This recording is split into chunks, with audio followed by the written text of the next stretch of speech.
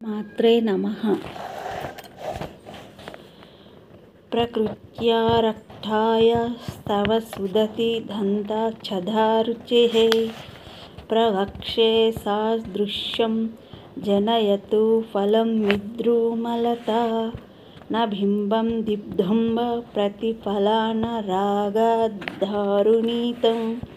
తులామధ్యారూఢం కథమివ విలగ్నేత కలయా. అమ్మ, సాధారణంగా స్త్రీల పెదవులను దొండపండుతో పోలుస్తారు, ఎర్రని పగడముతో పోలుస్తారు. కానీ ఆ రెండు సామ్యములో నీతో 16వ పాలు కూడా సరికావు. పగడము పండు కాలేదు, దొండపండు ప్రతిఫలించే లక్షణమే వేరు కదా. లలితానామాలతో నవవిద్రుమ బింబశ్రీ న్యక్కారి రదనచ్చద 24వ నామం. నూతనములైన పగడములను దొండపండ్లను తిరస్కరించే పెదవులు శ్రీదేవివి. స్వభావము చేత పగడములు ఎర్రనైనవి కావు. దొండపండు ముందు ఆకుపచ్చగా ఉండి తరువాత ఎర్రగా ఉంటుంది. కానీ అమ్మవారి ఆధారములు సహజముగా ఎర్రనైనవి. అన్నిటిని మించిన చూపరులకు అతీతమై ఔన్నత్యం కలిగి శోణాధారే పక్వబింబాధరౌ అని కొనియాడబడుతున్నాయి. శ్రీమాత్రే నమః.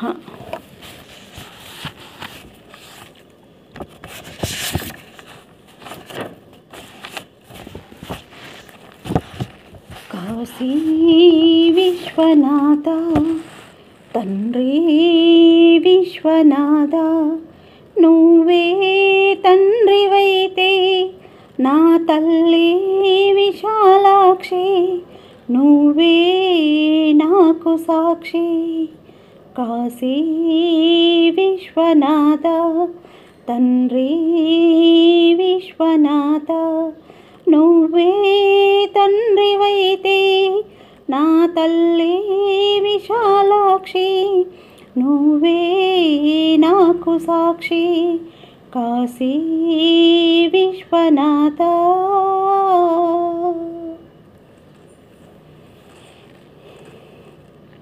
కడుపున ఉండి కాళ్ళదన్నితే జన్మను ఇచ్చింది, కాళ్ళ మీద పడి తల్లి అంటే కాదు పొమ్మంది.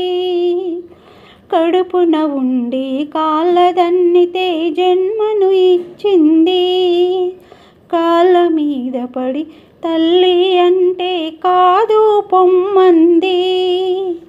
పేగును తెంచినాదే త్యాగం ప్రేమను తుంచిందా, అది అంతరాత్మనే నులిమేసిందా.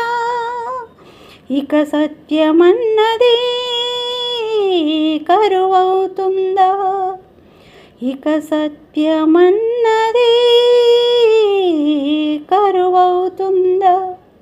కాశీ విశ్వనాథ తండ్రి విశ్వనాథ, నువ్వే తండ్రివైతే నా తల్లి విశాలాక్షి, నువ్వే నాకు సాక్షి.